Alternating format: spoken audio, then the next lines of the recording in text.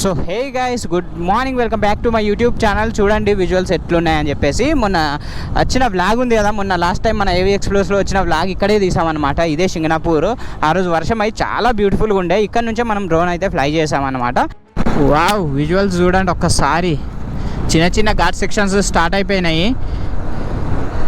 రోడ్లు మాత్రం భలే ఉంటాయి అబ్బా మహారాష్ట్రలో. ఎక్కడికి వెళ్ళినా కూడా చిన్న చిన్న ఘాట్లు, అవి రైడ్ ఎంజాయ్ చేయడానికి మంచి వైబ్ ఇస్తాయి అన్నీ.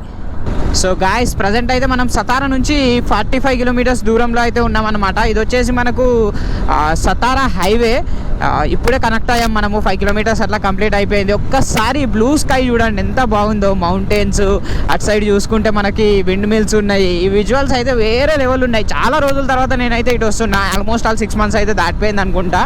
అండ్ క్లౌడ్స్ చూడండి చాలా కిందికి ఉన్నాయి.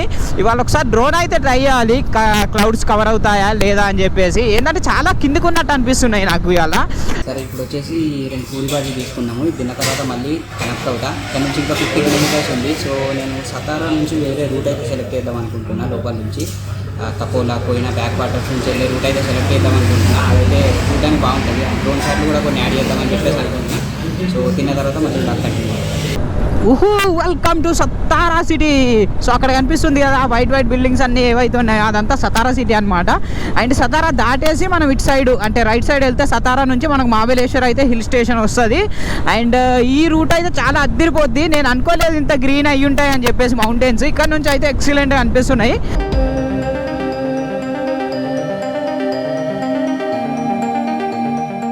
ఇప్పుడు మనం చూస్తున్న సిటీ సతారా. సతారా అనే పేరు సాత్ తారా అంటే 7 నక్షత్రాలు. 7 నక్షత్రాల లాంటి మన కొండ చర్యలతో నిండున్న ఈ సిటీ పేరే సతారా అని అయితే పెట్టడం జరిగింది. ఇది 16వ శతాబ్దంలో స్థాపించబడింది. ఇది కృష్ణ మరియు వెన్నా నదికి జన్మస్థానం.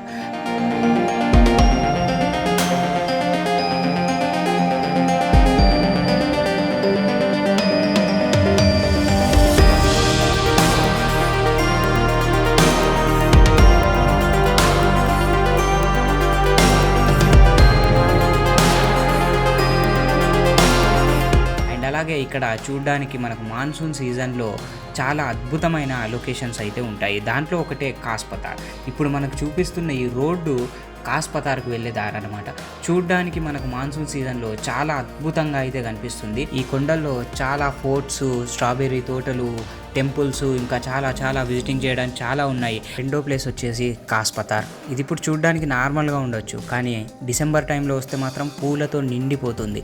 ఇవి ఎవరో పెడతారనుకుంటే అది మన తప్పిదమే అవుతుంది. ఎందుకంటే ఇవి నేచురల్గా గ్రో అయ్యే ఫ్లవర్స్ అనమాట. కాస్ పతార్కి ఇంకొక స్పెషాలిటీ ఏంటంటే యునెస్కోలో చేర్చబడిన ఈ సైట్ వరల్డ్ హెరిటేజ్ నేచురల్ సైట్లో మనకు కాస్ పతార్ కూడా ఒకటి వస్తుంది. కాస్ పతార్ని విజిట్ చేయడానికి మనకు పొద్దున 8 నుంచి సాయంత్రం 7 వరకు మాత్రమే అలో చేస్తారు. దీని ఎంట్రీ ఫీజు వచ్చేసి మనకు 100 రూపీస్ అయితే ఛార్జ్ చేస్తారు. పర్ డే 3000 పీపుల్ మాత్రమే లోపలికి వెళ్ళడానికి అయితే మనకు అనుమతిస్తారు. దానికి మనం ఖచ్చితంగా ఆన్లైన్లో అయితే టికెట్ ముందే బుక్ చేసుకోవాలి, లేదంటే అక్కడికి వచ్చి మీరు టైం వేస్ట్ చేయడం తప్పదు.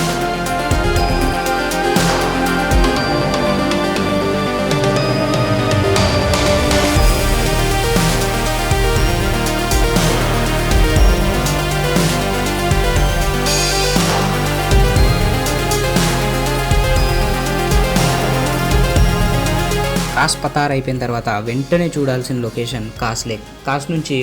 కాస్ పతార్ నుంచి మనకు కేవలం 2 నుంచి 3 కిలోమీటర్ల దూరం మాత్రమే ఉంటుంది. దీని హైట్ వచ్చేసి 1060 మీటర్స్, 1060 మీటర్స్ హైట్లో ఉన్న లేక్. చూడడానికి వాటర్ ఎంతో క్లీన్గా, నీట్గా, పొల్యూషన్ ఫ్రీ అయితే ఉంటాయి.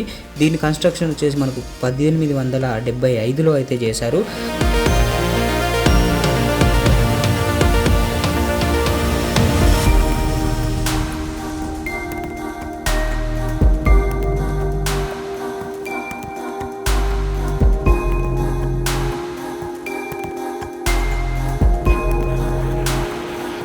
సో గాయస్, ఇవాళ వచ్చేసి మనం కాస్ పతార్ నుంచి దగ్గర 22 కిలోమీటర్లు ట్రావెల్ చేసి ఇక్కడికైతే వచ్చామన్నమాట. నా రూమ్ నుంచి చూసుకున్నట్టయితే 170 కిలోమీటర్స్ అయితే ఉంటుంది. అండ్ ఇక్కడ వచ్చేసి మనకు వెనకాల చూసుకున్నట్టయితే లొకేషన్ ఉంది, కాస్ లేక్ అని చెప్పేసి అంటారు. తపోలా సైడ్ అయితే ఉంటుందన్నమాట. మనం సతారా నుంచి ఎంటర్ అయిన తర్వాత కాస్ పతార్ క్రాస్ చేసి వస్తే ఒక 2 నుంచి 3 కిలోమీటర్స్ దూరంలో ఇదైతే మనకు అవైలబుల్గా ఉంటుంది. చూడండి, ఇదంతా ఇంకా డెవలప్మెంట్ స్టేజ్లో ఉందన్నమాట. ఇవన్నీ రెయిన్ వాటరే, కానీ క్రిస్టల్ క్లియర్గా అయితే ఉన్నాయి మనకు. అండ్ అలాగే ఇదంతా ఇప్పుడు మనకు అండర్ కన్స్ట్రక్షన్లో అయితే ఉంది. ఇది మనకు కట్టలాగా ఒకటి అయితే పోస్తున్నారు అనమాట. ఇక్కడ ఇది వచ్చేసి మనకు మహారాష్ట్రలో ఉన్న సతారా డిస్టిక్లో అయితే పడుతుంది అనమాట.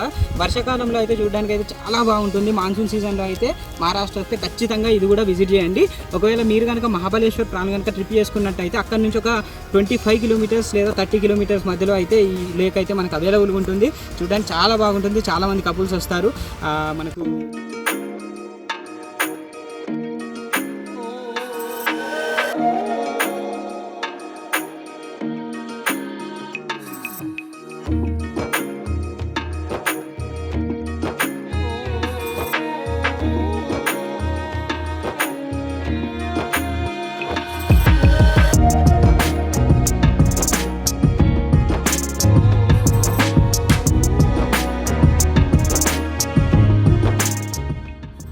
కాస్ లేక్ చూసుకున్న తర్వాత మహాబలేశ్వర్ వెళ్ళడానికి మనకు 2 దారులు అయితే ఉంటాయన్నమాట. ఒకటి మనం కాస్కి వెనక్కి వెళ్ళి అక్కడ నుంచి మహాబలేశ్వర్ వెళ్ళడానికి 20 to 25 కిలోమీటర్స్లో షార్ట్ కట్ అయితే ఉంటుంది.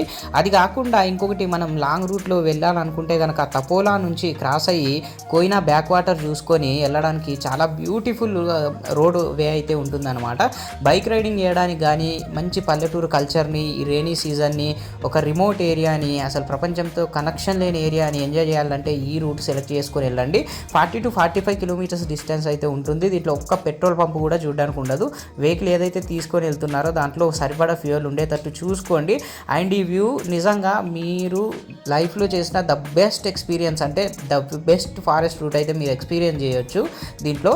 సో విజువల్స్ అయితే ఒక్కసారి చూడండి. కోయినా బ్యాక్ వాటర్స్ అసలు అద్దిరిపోతాయి. ఇప్పుడైతే వాటర్ లేవు, కానీ వాటర్ ఉంటే మాత్రం ఇంకా స్వర్గమే.